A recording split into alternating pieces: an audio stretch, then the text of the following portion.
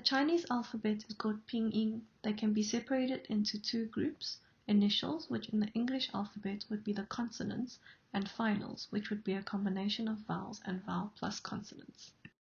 The initials and finals and the four tones a, make up the pronunciations of the Chinese language. Let's get started.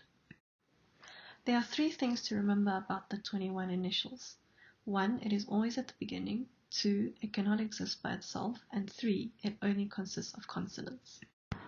Bo, po, mo, fo. De, te, ne, le. Ge, ke, he. Ji, qi, xi. Zhi, chi, shi, ri. Zi, ci, si. There are two formal initials, Y and W, and they're special because they sound like the vowels I and U when pronounced in Chinese but are consonants. The formal initials are placed in the beginning of a pinyin when no initials are present. I, U. The 6 simple finals are single vowels. A, O, E. I, U, U. The compound finals combine vowels to form a sound.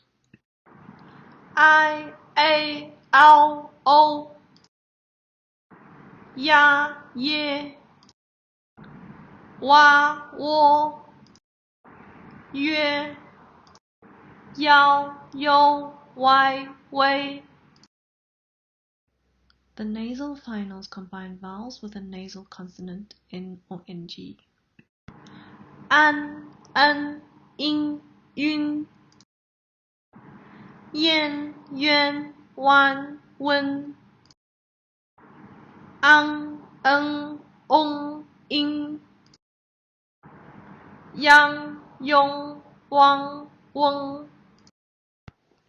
Lastly, the special final is special because it cannot be placed after an initial. It is always by itself.